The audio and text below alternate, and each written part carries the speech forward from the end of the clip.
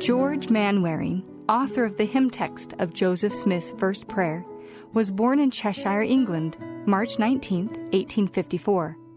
He joined the Church of Jesus Christ of Latter-day Saints when 9 years of age and immigrated to Utah with his father's family in 1871 at the age of 17. Before coming to Utah, he was employed as an errand boy in a country store near Cheshire, England. He did not have the privileges of attending school more than a few weeks, but when he died at the age of 35, he was a well-educated man. While working in this store, he took advantage of every opportunity to read good books, borrowing from his employer and others books of every kind. He especially studied stenography, or shorthand notation, mathematics, and literature. When George came to Utah at the age of 17, he was able to record by hand sermons delivered in the tabernacle. He became very proficient in mathematics and was a splendid penman. He started a magazine known as The Home Circle, of which he was the editor and manager. But this venture failed for lack of financial support. George was a music teacher of rare ability. He never had a music lesson in his life, yet he was able to play piano and organ and to teach, all of which he did by ear. He studied art under John Hafen. He was a gifted poet, and many of his poems were published in the newspapers and the magazines in the early 1880s. He wrote beautiful and inspiring hymn texts, many of which were printed in the Sunday School Union Songbook. Some of the best known are Lord, We Ask Thee Ere We Part, Sing We Now at Parting, 'Tis Sweet to Sing the Matchless Love, and Joseph Smith's First Prayer, all in our current hymnal. George was employed, for a time, as manager of the retail grocery department of the ZCMI. Later, he was bookkeeper for Teasdale's Dry Goods. Still later, he entered the retail grocery business in Salt Lake City for himself, but disposed of his business to work for the D.O. Calder Music Palace as a traveling salesman. While employed there, he learned to play piano and organ well and accompanied himself as he sang.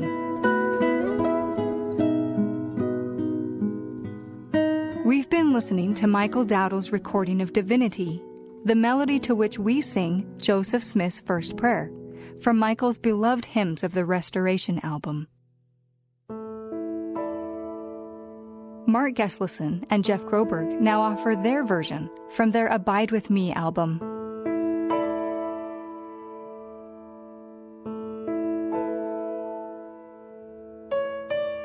It was on one of George's sales trips for the D.O. Calder Music Palace that he first saw the painting which inspired the hymn.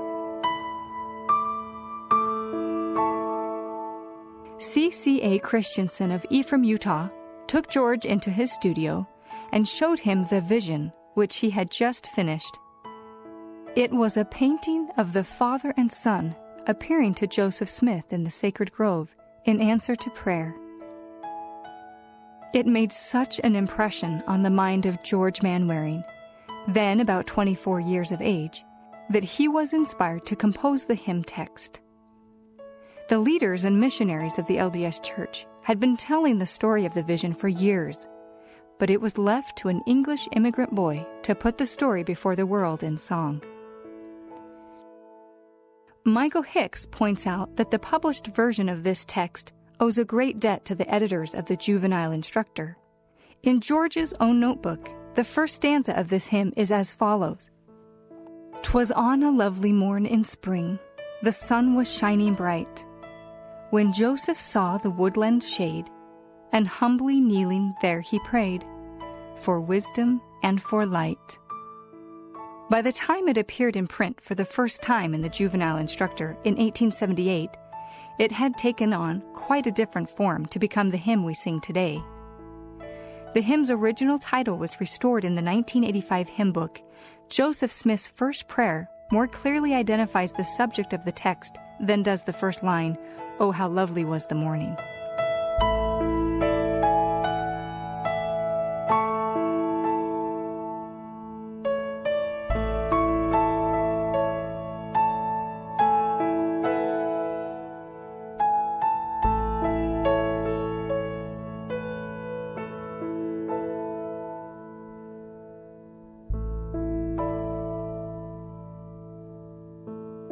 George Manwaring was only 35 years old when he died of pneumonia, the 7th of July, 1889.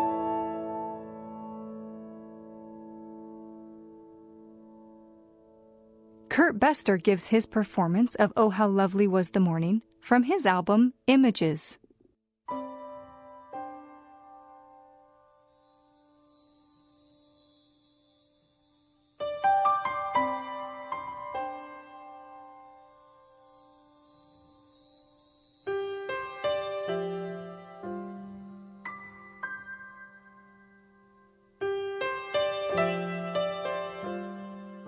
Though A.C. Smith was given credit for this music in the 1950 hymnal, the third and fourth lines only are by him.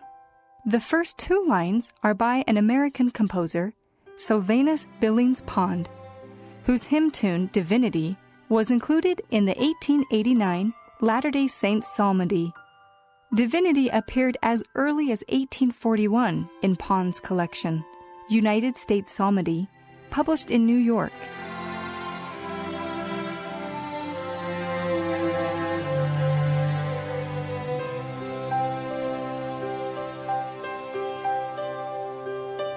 Sylvanus Billings Pond was born the 5th of April, 1792, in Milford, Worcester County, Massachusetts. His family moved to Albany, New York in 1819, where he opened a music and military goods store in 1825. From 1828 to 1850, Pond was a partner in various musical instrument firms. He also headed the Albany Sacred Music Society. Sylvanus was active as a musician, conductor, and arranger-composer of Sunday school hymns. He served as director of the New York Academy of Music and the New York Sacred Music Society. He moved to Brooklyn, New York in 1850 and died the 12th of March, 1871 at home, unaware that his hymn tune would be used to announce the event that ushered in the dispensation of the fullness of times.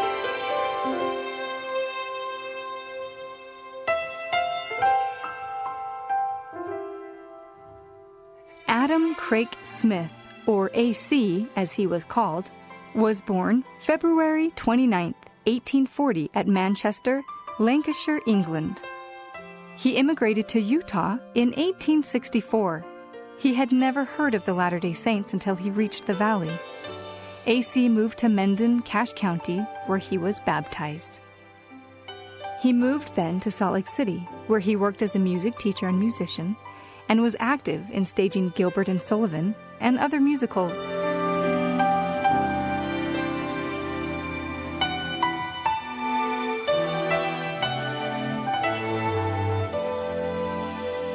A.C. was a trained musician, understood music theory and counterpoint, and composed many tunes and anthems. He also arranged other people's music for publication, and it was in this way that his name became associated with Joseph Smith's First Prayer.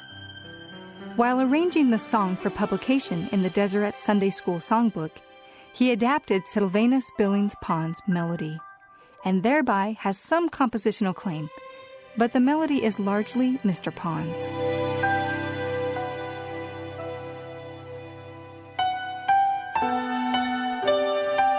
Thanks to Karen Lynn Davidson for material from her book, Stories and Messages of the Hymns.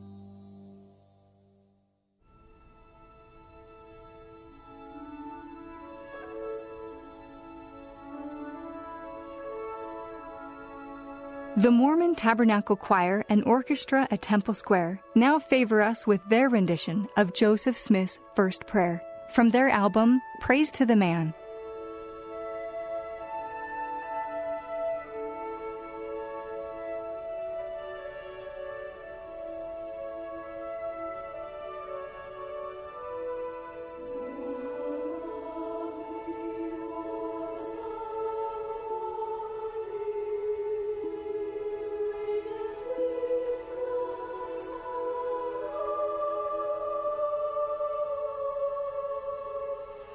Peace.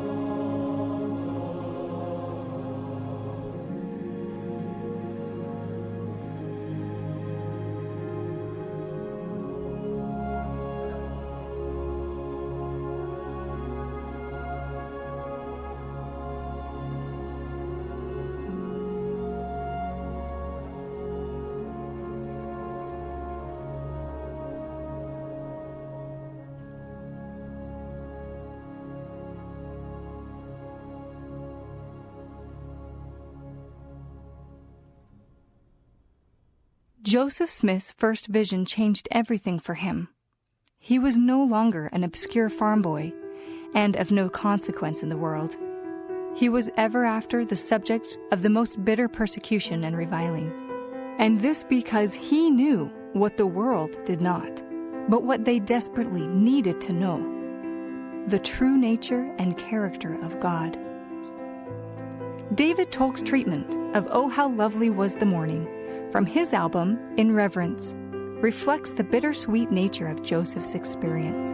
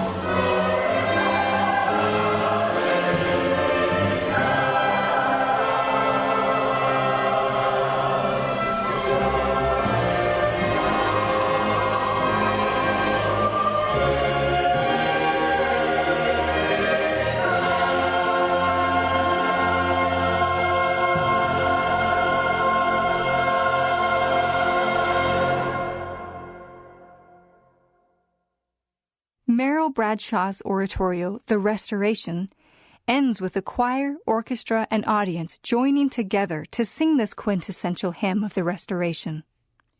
As a final tribute to those who were responsible for bringing it into existence, George Manwaring, Sylvanus Billings Pond, and A.C. Smith, we hear the Brigham Young University Combined Choirs and Philharmonic Orchestra and their audience performing Joseph Smith's First Prayer.